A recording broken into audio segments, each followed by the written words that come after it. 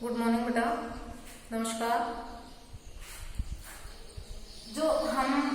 मैंने पहले आपको अलंकार की एक वीडियो पहले सेंड कर दी है। उसमें मैंने आपको बताया था अलंकार का शाब्दिक अर्थ क्या होता है, अलंकार के कितने भेद होते हैं। दो भेद बताए थे, एक शब्द अलंकार, दूसरा अर्थालंकार। शब्द अलंकार के मैंने बताए थे आपको, उसके तीन भेद होते हैं, अनुप्रास अलंकार, यमक अलंकार और श्लेष अलंकार। ओके, शब्दालंकार में जहाँ शब्द के गांठ चमत्कार उत्पन्न हो वहां शब्दालंकार होगा। इसमें शब्दालंकार में पर्यायवाची शब्दों का प्रयोग नहीं होता है, ठीक है। उसमें जो अनुप्रास अलंकार की पहचान बताई थी, एक ही वर्ण की बार बार आवृत्ति होगी। यमक का मतलब बताया था जोड़ा। यमक का मतलब होता है जोड़ा, एक शब्द दो बार आएगा और दोनों का अर्थ अलग अलग होगा। कौन से अलंकार में? यमक में। नेक्स्ट आता है श्लेष। श्लेष का अर्थ बताया था चिपकना, एक शब्द अर्थ अनेक, ये हो जाएगा शब्दालंकार का श्लेष अलंकार। अब ये तीन आपके हो चुके हैं। अब आते हैं अर्थालंकार। अर्थालंकार जहाँ अर्थ के कारण चमत्कार उत्पन्न होता है वहां पर अर्थालंकार होता है। इसमें हम पर्यायवाची शब्दों का अर्थ प्रयोग कर सकते हैं। कौन से अलंकार में? अर्थालंकार में। इसके 6 भेद होते हैं, उपमालंकार, उत्प्रेक्षा, रूपक, मानवीकरण, अतिशयोक्ति और पुनरुक्ति प्रकाश अलंकार। तो इसमें जो सबसे पहला है उपमा अलंकार, उसको करते हैं। उपमा का मतलब क्या होता है? उपमा अलंकार, उपमा का शाब्दिक अर्थ होता है तुलना करना, कंपैरिजन करना। कोई भी किसी के साथ जब कंपैरिजन करता है, तुलना करता है, तो उसमें कुछ शब्द होते हैं जो तुलनात्मक होते हैं, जो तुलना का बोध करा रहे होते हैं। वो होते हैं सा, से, सी, सृस के समान, सादृश्य, जैसा, वो होते हैं तुलनात्मक शब्द। तो यहाँ पर उपमा का शाब्दिक अर्थ, इनके एक एक वर्ड बताऊंगी जिनका मीनिंग होता है, वो अपना याद कर लेंगे। 3 है ये अर्थालंकार के, उपमा का, उत्प्रेक्षा का और रूपक का। कभी भी नहीं भूलेंगे, पहचान बता दूंगी, वो अपना ध्यान से सुनेंगे और फिर उसकी पहचान कर लेंगे। ओके, तो यहाँ पर जो उपमा अलंकार होता है, उपमा का शाब्दिक अर्थ होता है तुलना करना। जहाँ उपमेय और उपमान में तुलना की जाए वहां उपमा अलंकार होता है। अब उपमा अलंकार तुलना, अब उपमेय और उपमान 2 शब्द आए हैं। उपमेय क्या होता है और उपमान क्या होता है? उपमेय होता है जिसकी तुलना की जाए और उपमान होता है जिससे तुलना की जाए। ओके, जहां काव्य में उपमेय और उपमान में तुलना की जाए वहां उपमा अलंकार होता है। अलंकार का शाब्दिक अर्थ क्या होता है? तुलना करना, तुलना करना। उपमेय और उपमान में, उपमेय और उपमान में तुलना की जाए वहां कौन सा अलंकार होगा? उपमा अलंकार होगा। अब उपमेय क्या होता है? साधारण आदमी, कोई भी साधारण होगा वो हमारा उपमेय होगा। और उपमान होगा प्रसिद्ध व्यक्ति, प्रसिद्ध, जिसके साथ तुलना की जाए। ओके, तो यहाँ पर देखते हैं एग्जाम्पल, जैसे है मुस्कान परी सी सुंदर है। अब किसकी तुलना की जा रही है? मुस्कान की किसके साथ? परी के साथ। ये सी शब्द है, ये तुलना करवा रहा है। सी, सा, से, सी, सृस के समान, सादृश्य, जैसा, ये जो शब्द होते हैं वो तुलनात्मक शब्द होते हैं। तो यहाँ पर ये हो जाएगा उपमेय और परी हो जाएगा प्रसिद्ध है, तो ये हो जाएगा उपमान। और ये तुलना करवा रहा है, ये शब्द, इसे हम वाचक शब्द बोलते हैं। और जो दोनों में समानता है, इसमें इसका मतलब ये है जो मुस्कान है वो परी के समान सुंदर है। तो ये जो गुण है ये दोनों में समान है, मुस्कान भी सुंदर है और परी भी सुंदर है। तो ये हो जाएगा हमारा साधारण, कॉमन बात है दोनों में, साधारण धर्म। इसके 4 अंग होते हैं। उपमा अलंकार के 4 अंग होते हैं। अंग होते हैं उपमा अलंकार के कितने? 4। फर्स्ट होता है उपमेय, दूसरा होता है उपमान, और तीसरा होता है साधारण धर्म, साधारण धर्म, और चौथा होता है वाचक शब्द, वाचक शब्द। अब देखिए इसमें जो ये है 4 अंग बताए हैं, उपमेय, उपमान, साधारण धर्म और वाचक शब्द। जहां ये चारों अंग विद्यमान होंगे वो होगा पूर्णोपमा। क्या होगा? पूर्णोपमा। पूर्णोपमा 4 अंग होंगे तो, और चारों में से एक भी, इनमें से तीनों में से 3 होंगे। वाचक शब्द तो सभी में मिलता है, तभी तुलना होती है, तभी उपमा अलंकार होगा। इन तीनों में से कोई एक अंग नहीं होगा तो वो हो जाएगा लुप्तोपमा, एक अंग लुप्त हो जाएगा, लुप्तोपमा, कोई भी एक हो सकता है। उपमेय हो गया, उपमान हो गया, ये सा से सी क्या होता है, वाचक शब्द, ये होता है वाचक शब्द, वाचक शब्द, ये है साधारण धर्म। अब चारों इसमें अंग है तो ये क्या है, पूर्णोपमा है या लुप्तोपमा है, पूर्णोपमा है ये। अब ये मान लो हो जाए मुस्कान परिसी है, अब मुस्कान परिसी है, सुंदर साधारण धर्म इसमें लुप्त हो गया है तो वो हो जाएगा लुप्तोपमा। पीपर पात सरिस मंडोला, पीपर पात सरिस मन डोला, सरिस का मतलब होता है के समान। पीपर पात, पीपर होता है पीपल, पात होता है पत्ते, सरिस के समान, मन, मन जो होता है हमारा वो पीपल के पत्ते के समान डोलता रहता है। तो इसमें उपमेय क्या है, किसकी तुलना की जा रही है, मन की जा रही है, उपमेय हो गया, उपमेय। उपमान क्या है, किसके साथ तुलना की जा रही है, पीपल के पत्ते के साथ, जिसके साथ तुलना की जाए उपमान, जिसकी तुलना की जाए उपमेय।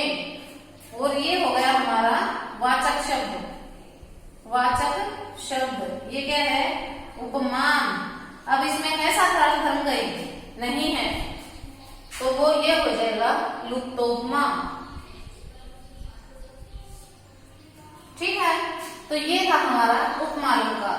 दो एग्जांपल आपके सामने दे दिए हैं, एक दो और देखते हैं जो अलंकार की का बोध कराते हैं। नदियां जिसकी यश धारा सी, नदियां जिसकी, नदियां जिसकी यश धारा सी, यश धारा सी, यश धारा सी। अब जहां पर सा से सी के समान दिख जाएगा वो कौन सा अलंकार होगा, उपमा अलंकार। सी हो गया वाचक शब्द, सी दिखते ही हमने ये भी नहीं देखना है उपमेय उपमान है या नहीं है, वाचक शब्द है, वाचक शब्द देखना है बस, सा से सी साधारण धर्म में नहीं देखना है। नदियां जिसकी यश धारा थी, नदियां यश धारा के समान, जिस प्रकार से प्रसिद्धि, किसी भी व्यक्ति की प्रसिद्धि होती है, यहाँ पर ये भारत की बात की गई है कि भारत देश की नदियां हैं वो यश धारा से, जिस प्रकार से जो प्रसिद्धि होती है, किसी का जो फेमस हो जाता है वो दूर दूर तक प्रसिद्धि फैल जाती है, यश फैल जाता है। तो हमारे देश की जो नदियां हैं वो भी दूर दूर तक फैली हुई हैं। तो भारत के बारे में बात की गई है यहाँ पर, नदियां जिसकी यश धारा सी, तो यहाँ पर ये हमारा उपमा अलंकार हो जाएगा। ठीक है, नेक्स्ट आता है हमारा अलंकार उत्प्रेक्षा अलंकार। कौन सा, उत्प्रेक्षा।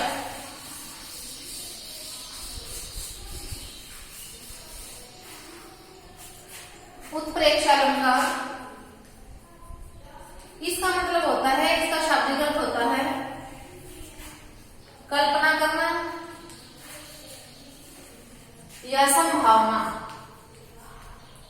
संभावना पक्का नहीं होता, संभावना होती है, कल्पना करते हैं, इमेजिन करते हैं। कौन से अलंकार में, उत्प्रेक्षा अलंकार में। जो हमारा उपमा अलंकार है उसकी पहचान है सा से सी सृस के समान सादृश्य, वो कौन से अलंकार की पहचान है, उपमा अलंकार की। उत्प्रेक्षा का शाब्दिक अर्थ होता है कल्पना करना। मैं ये फोकस इसलिए कर रही हूँ कि पूरा आपको पढ़ने की जरूरत नहीं है, जहां पर सा से दिख गया कौन सा अलंकार, उपमा अलंकार। उत्प्रेक्षा अलंकार में जहां मानो मनु जानो जनु दिख जाए वहां पर मानो मनु, मानो मनु जानो जनहू, जनहू मनहू, ये होते हैं हमारे उत्प्रेक्षा अलंकार की पहचान। तो जहां काव्य में उपमेय और उपमान में कल्पना की जाए वहां पर उत्प्रेक्षा अलंकार होता है। एग्जाम्पल देखते हैं उत्प्रेक्षा अलंकार के। हरिमुख मानो मधुर में, हरिमुख मानो मधुर मयंक। वैसे देखो इसमें मैं अनुप्रास अलंकार है। अनुप्रास अलंकार आपको बताया है कि हर पंक्ति में अनुप्रास अलंकार मिल ही जाता है। यहाँ पर लेकिन जो मेन अलंकार है वो उत्प्रेक्षा अलंकार है। इसमें हरिमुख को मधुर मयंक के समान माना है, कल्पना की गई है, माना है। इसमें हरिमुख भगवान का मुख है वो मधुर मयंक के समान है, इसीलिए यहाँ पर उत्प्रेक्षा अलंकार हो जाएगा। मानो शब्द आ गया है। दूसरा एग्जाम्पल देखते हैं। मुस्कान मानो परी है। मुस्कान मानो परी है।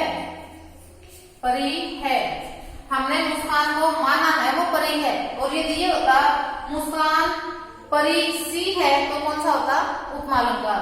तो यहाँ पर माना है हमने, है नहीं वो, तो वो हो जाएगा उत्प्रेक्षा अलंकार। अनदर एग्जाम्पल, सिर फट गया उसका। सिर फट गया उसका। जन्मू या मानो अरुण रंग का घड़ा। अरुण रंग का घड़ा। अब किसी व्यक्ति का एक्सीडेंट हो गया है और एक्सीडेंट होने के बाद उसका सिर फट गया है, मतलब इतने ज्यादा वहां पर खून निकल आए हैं, मानो अरुण रंग का घड़ा। अरुण होता है लाल, लाल रंग का कोई घड़ा है वो फूट गया है, इतना ज्यादा वहां पर खून निकल आया है उसके सिर फटने से, मानो अरुण रंग का घड़ा। कल्पना की है, कौन सा अलंकार हो जाएगा? उत्प्रेक्षा अलंकार। पहचान क्या होगी? मानो मनु जानो जनू। किस अलंकार की? उत्प्रेक्षा अलंकार की। नेक्स्ट आता है रूपक अलंकार। रूपक अलंकार, रूपक का अर्थ होता है रूप धारण करना। रूपक अलंकार रूप धारण करना। जैसे छोटे छोटे बच्चे होते हैं, जो नर्सरी केजी के बच्चे होते हैं, वो स्टेज पर जाते हैं और रोल प्ले करते हैं। कोई जवाहरलाल नेहरू बनकर आता है, कोई मदर टेरेसा बनकर आता है, कोई है जो इंदिरा गांधी बनकर आती है, कोई सुभाष चंद्र बोस बनकर आता है। तो जो उनकी तरह दिखता है, देखते ही ये पता चल जाए कि ये क्या बनकर आया है, वो होता है रूप धारण करना।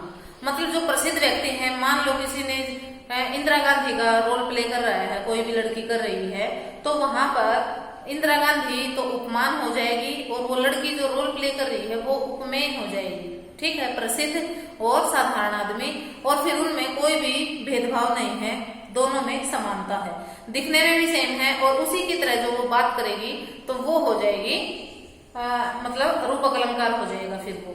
ठीक है, तो जैसे है इसमें रूपक अलंकार होता है रूप धारण करना। इसके जहां काव्य में उपमेय और उपमान में कोई भी भेद न हो, दोनों में समानता हो, तो वहां पर रूपक अलंकार होता है।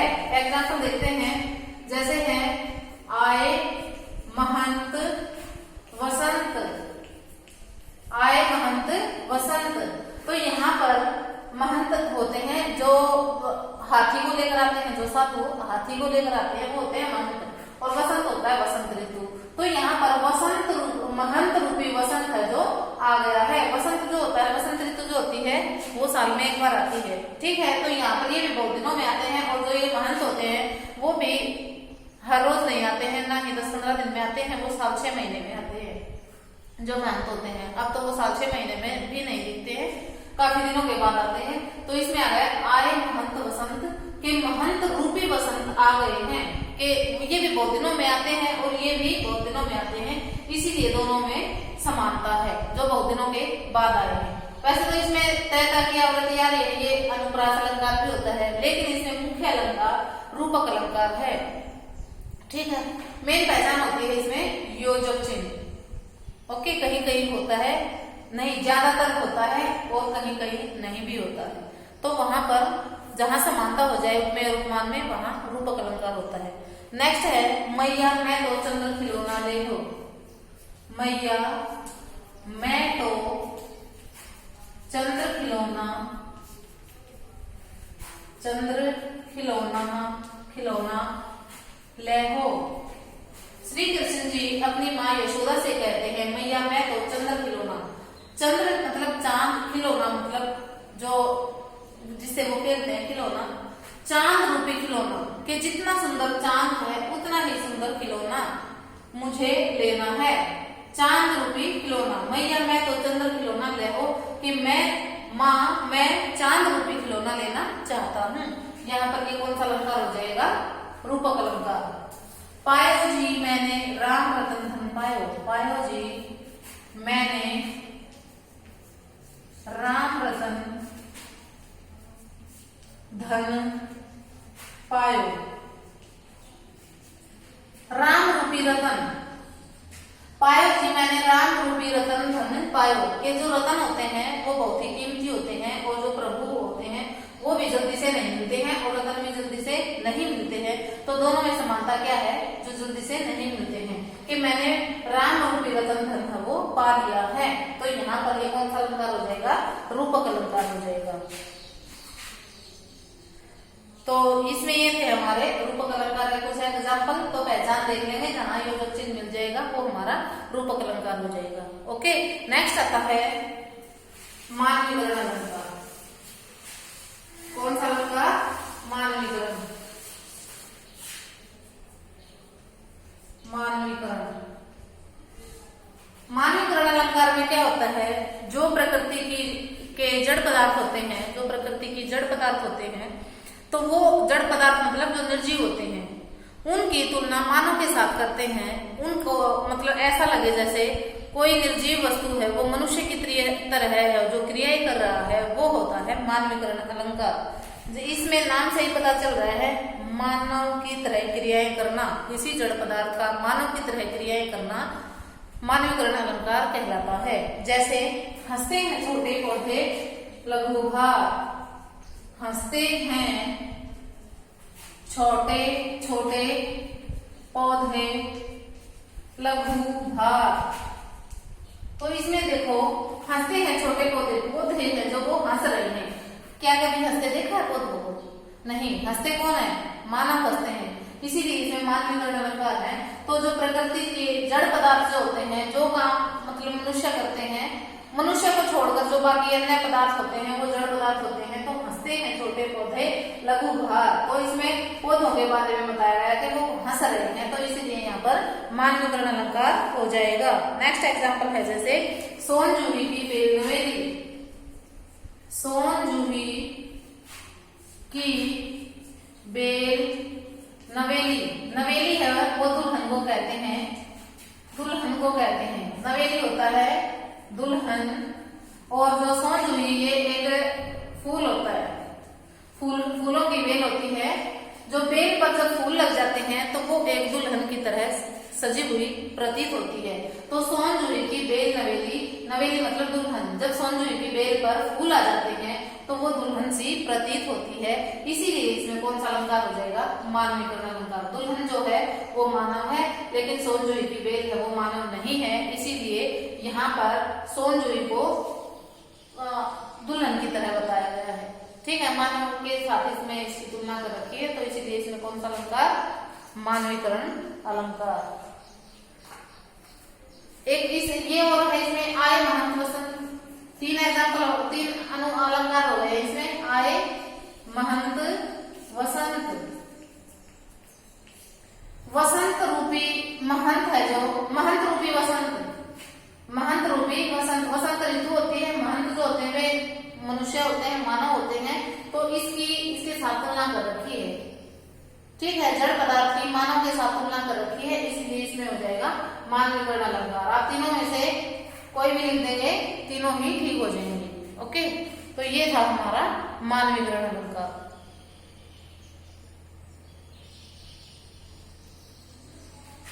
ठीक है।